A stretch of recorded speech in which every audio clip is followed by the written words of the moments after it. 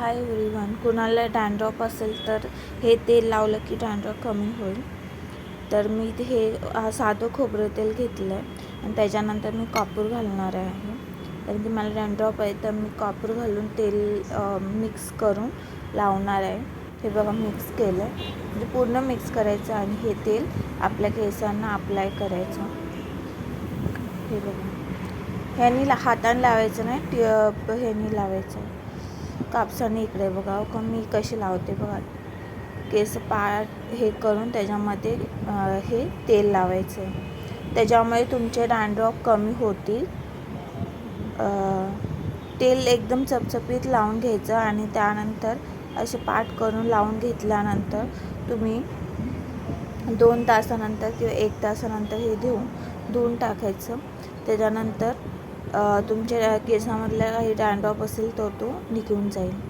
तर हे कापूर घालून मी तेल लावते.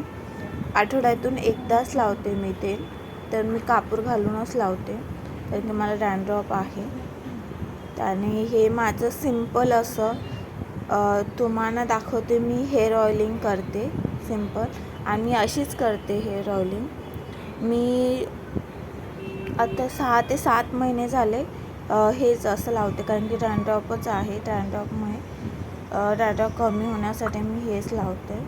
तर खूप सारं कमी झालं आहे माझं डॅन्ड्रफ, कारण की माझ्या केसामध्ये थोडे छोटे छोटे फोडी पण होती, ते पण कमी झाले आहेत ह्याच्यामुळे हे लावत असल्यामुळे.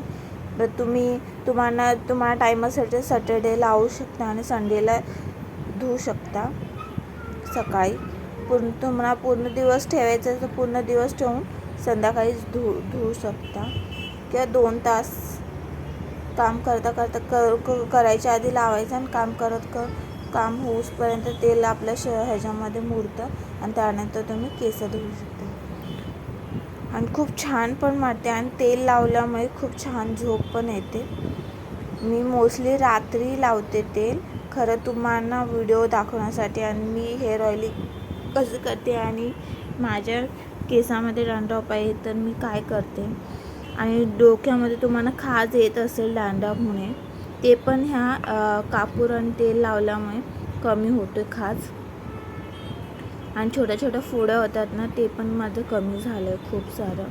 त्यामुळे मी माझा एक्सपिरियन्स तुम्हाला सांगते. तुम्ही असं ट्राय करू शकता. तुम्ही 2 तास नाही ठेवायचं तर 1 तास ठेवा केसामध्ये तेल पूर्ण, आणि त्याच्यानंतर तुम्ही धुवा. धुतल्यानंतर तुम्हाला समजेल की तुम्हाला काय डिफरन्स आला. खूप छान वाटतं. आणि आठवड्यातून 1दा तेल लावल्यामुळे केस पण खूप छान होतात, स्मूथ पण होतात ह्याने केस.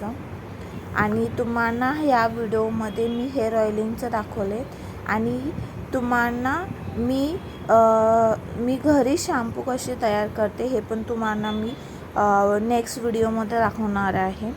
तर तुम्ही हा व्हिडिओ बघून झाल्यानंतर नेक्स्ट व्हिडिओ नक्कीच बघा, कारण की त्याच्यामध्ये तुम्हाला दिसेल मी कसे घरीच शॅम्पू कशी तयार करते, हेल्दी आयुर्वेदिक शॅम्पू कसं तयार करते हे मी तुम्हाला दाखवणार आहे.